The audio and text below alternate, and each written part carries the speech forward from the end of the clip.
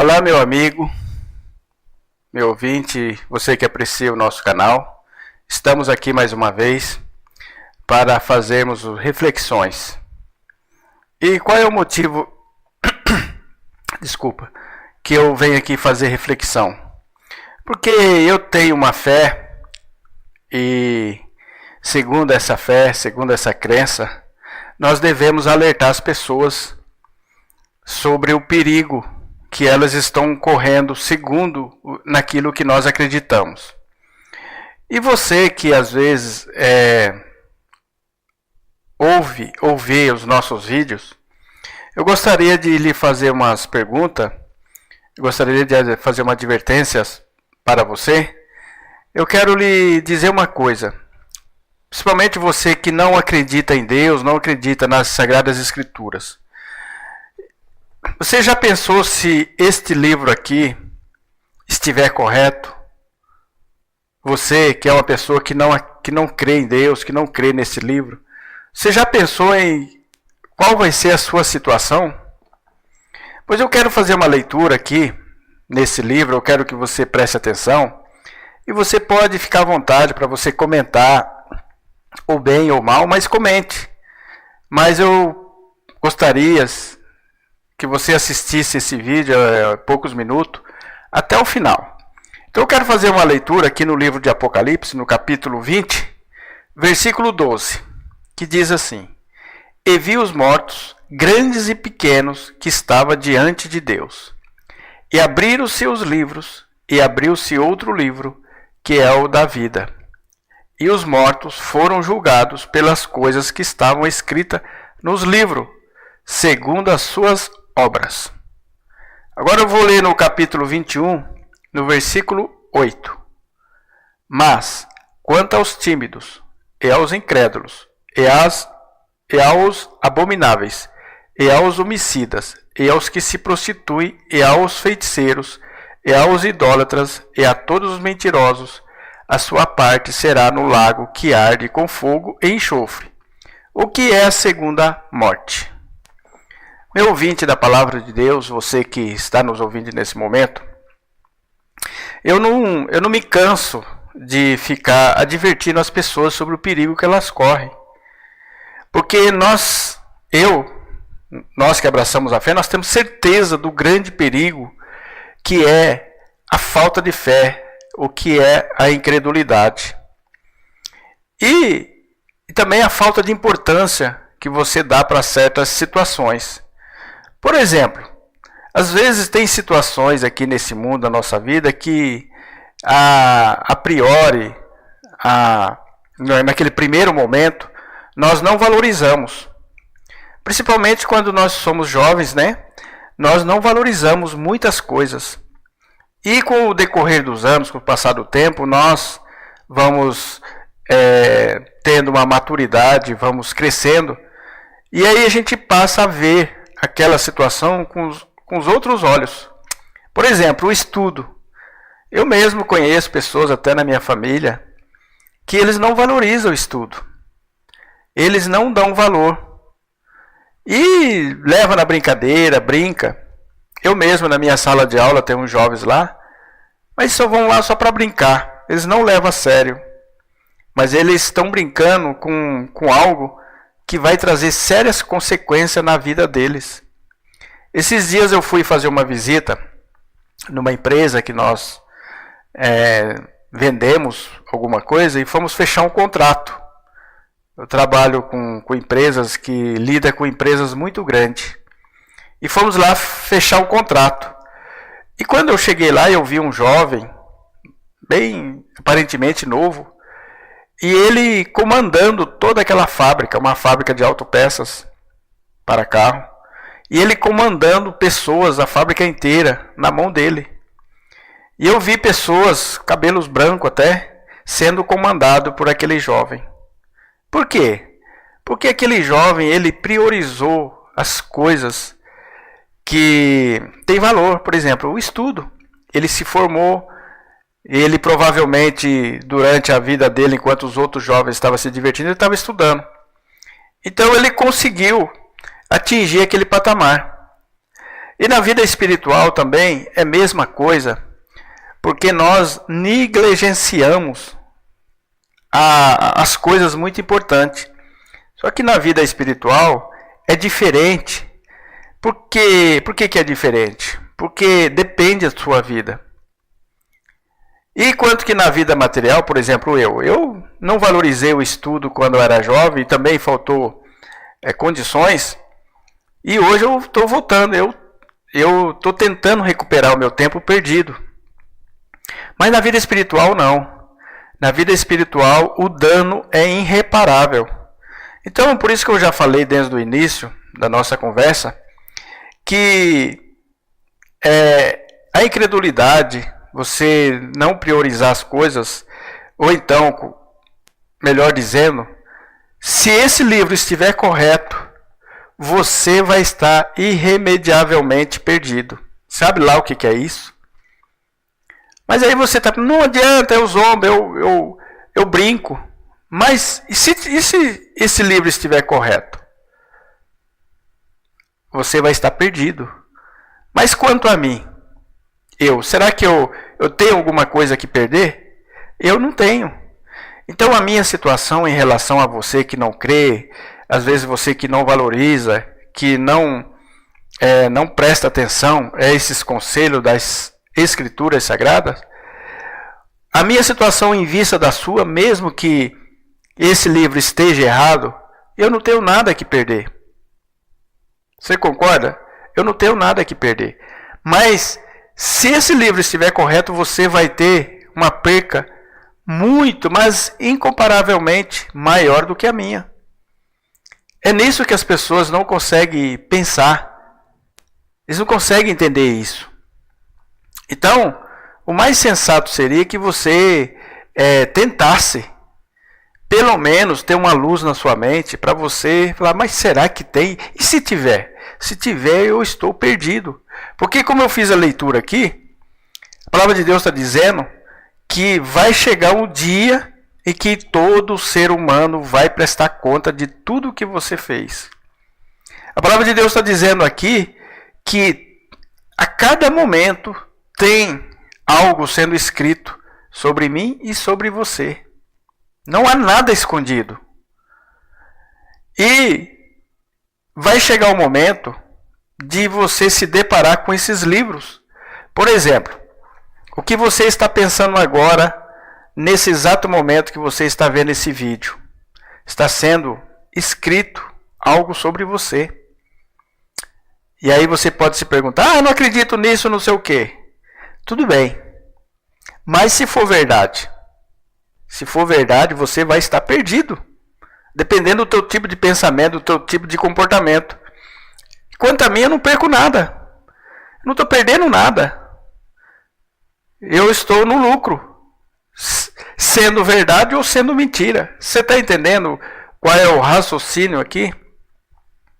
Por isso que a sensatez ela é muito importante. Por isso que eu gosto de levar as pessoas a pensar.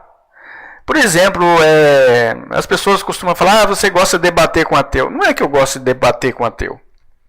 Porque a palavra de Deus diz para nós que quando você vê o erro, você tem que falar naquilo que você acredita. Mesma coisa você. Você acredita que eu estou errado. Você não fala contra o que eu prego? Mesma coisa. Então, na vida, meu ouvinte, meu amigo, minha amiga, na vida tudo é debate. Tudo é questão de você crer ou não crer. E é uma guerra entre as pessoas, cada um querendo que as pessoas venham para o lado dele, não é verdade? E eu gostaria que você estivesse do nosso lado, porque é uma missão que Deus nos deu. Eu não quero ver você perdido. E você também pode estar pensando do seu lado, eu não queria ver ele dessa maneira, gastando o tempo dele na religião. Então não tem como nós não termos debate. Assim, no bom sentido que eu quero dizer, não um debate que vai ofender as pessoas, aquele debate que vai atacar a honra das pessoas. Não, eu não gosto disso. Às vezes eu respondo alguns vídeos à altura. Às vezes eu falo um pouquinho mais forte, porque também ele falou forte, mas eu não gosto de ofender a honra das pessoas. Porque eu estou no campo das ideias. Então, meu amigo, minha amiga, você que nos ouve aqui, eu debato sim, porque eu quero que você venha para o nosso lado. Outro dia essa semana eu vi uma pessoa, né, que eu aprecio muito o canal dela, eu gosto. Ela falou, por que não ora para os ateus? Por que fica debatendo com os ateus e não vai orar por eles? Aí eu até respondi e falei, não, porque a oração não funciona dessa forma. Segundo o que nós acreditamos, a palavra de Deus é Deus que chama a pessoa para se converter. E quem se converte é a própria pessoa que tem que se converter, ouvindo a palavra, como aconteceu comigo.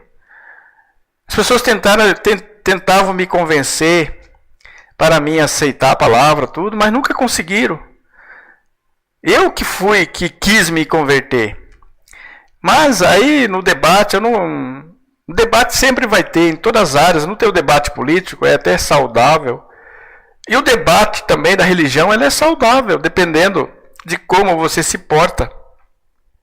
Por que é saudável? Porque se um dos lados tiver razão, alguém vai sair ganhando, você concorda? Se um dos lados tiver razão, você está tendo a chance de pensar, de raciocinar. Imagine se não tiver o debate, você não vai pensar sobre aquilo, você não vai raciocinar. E tendo o debate, você está tendo a chance de ser advertido. Você está tendo a chance de, às vezes, até mudar o curso da tua vida. Então, o debate eu acho muito importante. Eu vou continuar falando. E o que eu vejo, às vezes, aqui na internet, é as pessoas que não têm conhecimento de causa falar coisas como se fosse verdade. Por exemplo, às vezes eu falo do ateu, né, que é o pessoal que está mais contra aqui a palavra. Eu falo, você já leu todinha a palavra? Eles dizem, não. Então como que você entra num assunto que você não conhece? Fala assim, eu sou ateu, não acredito em nada, não quero nem falar sobre isso. Mas não. Os próprios ateus que dão margem para nós falar contra de novo, para contradizer. Porque por exemplo, se eu fosse ateu, vamos dizer assim. Se eu não conhecesse a palavra, não quisesse nem ler ela. Eu sou ateu e não acredito que existe um ser superior. Nem quero entrar nesse assunto. Como é que você vai debater? Porque eu não falei não a palavra, se eu não quero acreditar, porque não quero. Mas o problema é que os ateus, eles aprofundam em assunto que eles não entendem. Eles pegam texto da palavra ali, fala aí, eles dão margem para nós debater, contradizer eles. Porque... Por exemplo, se você é especialista num assunto, vamos dizer, você é conhecedor. Vem alguém que nunca, não tem interesse, não conhece, começa a falar. É automático que você vai botar aquilo em pratos limpos. É o que acontece conosco. Eu mesmo sou dessa forma. Às vezes eu vejo a pessoa na internet falando tanta coisa sem conhecimento sobre a palavra, e aí ele me leva a contradizer ele, a pôr em pratos limpos. É a mesma coisa se você acha que você está com a razão, que você está com a verdade. Quando eu falo uma coisa, você sente na necessidade também de contradizer nós. Não é verdade? Então eu acho que o debate, até certo ponto, ele é saudável. E aí você tem que filosofar. Por exemplo, na minha classe eu tenho aula de filosofia. E a filosofia, ela é uma filosofia que leva você a questionar tudo. Mas o problema é que a filosofia também, ela é negativa. Eu vejo que ela é tendenciosa para o lado negativo. Ela não é uma coisa equilibrada. Mas vamos dizer que você gosta de filosofia, principalmente os ateus gostam, né? Então você filosofa dessa maneira. E se o Zaqueu que está falando aqui, que sou eu, está com a palavra de Deus, for verdade, não é uma maneira de você filosofar? De você questionar também? Mas o problema é que a filosofia é mais para o lado negativo. Ele pende para o negativo e fica no negativo. Ele não filosofa para o outro lado também. Por exemplo, igual eu acabei de falar.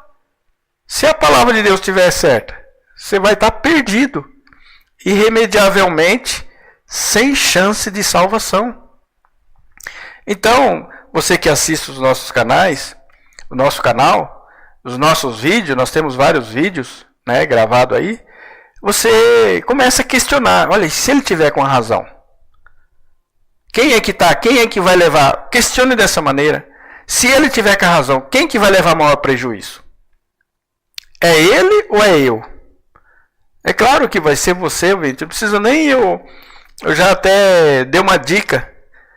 Porque eu estou tomando cuidado com essa afirmação que eu estou falando sobre o inferno, sobre o céu. E você não está tomando cuidado. Esse é o X da questão. Então, se não houver nenhum desses aí, eu não tenho problema nenhum, eu não vou tomar prejuízo. Mas você vai. Então, segundo a palavra de Deus aqui, ó, no capítulo 21, e no versículo 8. Mas quanto aos tímidos, aos incrédulos, a incredulidade é um problema muito sério. É a incredulidade que leva a pessoa a tomar muito prejuízo na vida.